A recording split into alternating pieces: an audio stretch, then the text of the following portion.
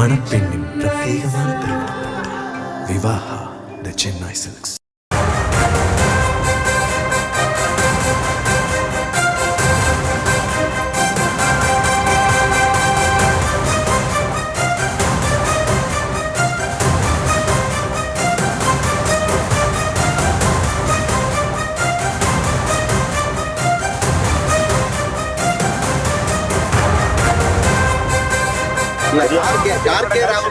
மாணிக்கம் தாகூர் பெரிய ஆளான்னு சொல்லி சொல்றாரு செல்வ பெருந்தகை. அதெல்லாம் அண்ணனை பொறுத்த வரைக்கும் அதெல்லாம் ஒண்ணு அண்ணன் தம்பிக்கு ஒண்ணு பிரச்சனை பெரிய பிரச்சனை இல்ல. உரிய நடவடிக்கை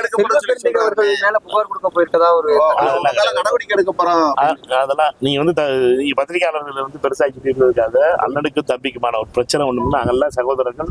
காங்கிரஸ் கட்சியில ராகுல் காந்தி அவர்களுடைய தலைமையில கார்கே அவர்களுடைய தலைவராக ஏற்று காங்கிரஸ் கட்சியை பலமான கட்சியாக மாற்றுவதற்காகவும் காங்கிரஸ் உடைய பலமான காங்கிரஸ் கட்சியை உருவாக்குவதற்குமான கஷ்டம் எங்களுடைய முயற்சிகள்.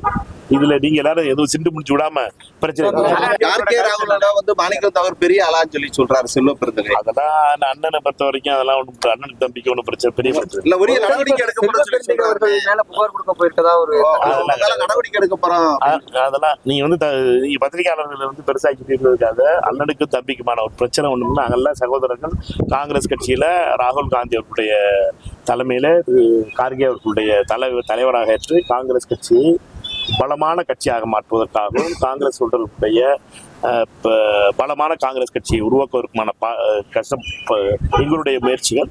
இதுல நீங்க எல்லாரும் எதுவும் சிண்டு முடிச்சு விடாம பிரச்சனை.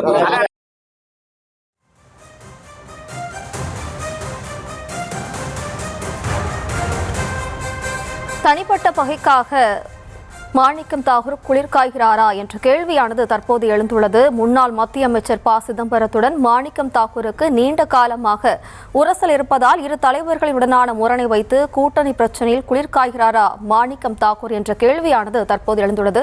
இது தொடர்பான கூடுதல் விவரங்களோடு இணைகிறார் நமது செய்தியாளர் பாரி கார்த்திக். வணக்கம் பாரி கார்த்திக். வணக்கம். மாணிக்கம் தாகூர் தற்போது உருவாக்கியக்கூடிய அந்த பிரச்சனை தொடர்பாக திமுக மற்றும் காங்கிரஸ் இடையே ஒரு கடுமையான பனிப்போர் நடைபெற்றுக் கொண்டிருக்கிறது.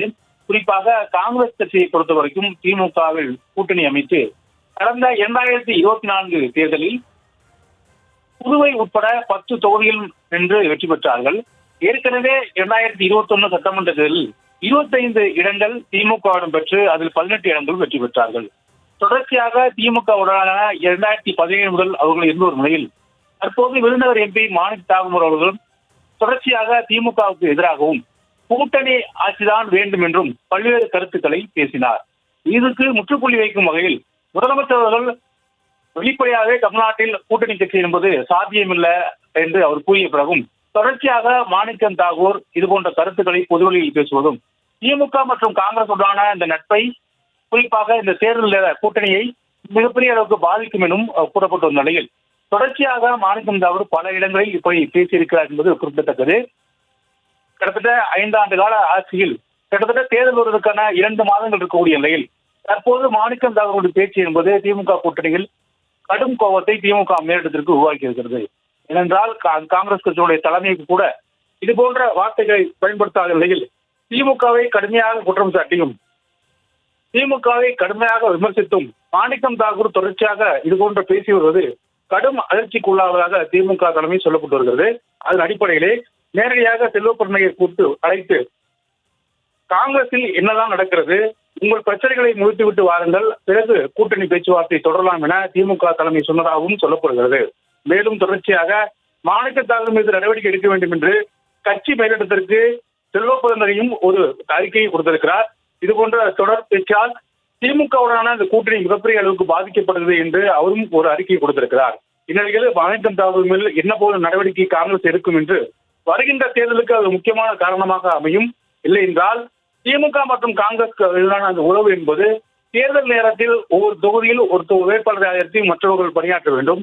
பொதுவாக திமுக ஒருத்தருக்கு வேட்பாளராக அறிவித்த பிறகு அவர்களை தங்களுடைய சொந்த வேட்பாளர்கள் நினைத்தான் அங்க இருக்கக்கூடிய மாவட்ட செயலர் மூலமாக ஒரு கமிட்டி அமைத்து அந்த தேர்தலில் அவர்கள் பணியாற்றுவார்கள்.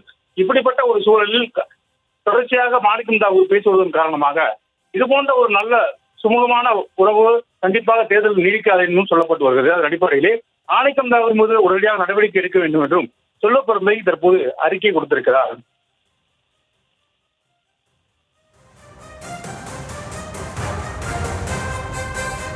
விவரங்களுக்கு நன்றி பாரி கார்த்திக். மணப்பெண்ணின் பிரத்யேகமான திருமணம் விவாஹா தி சென்னை சில்க்ஸ்.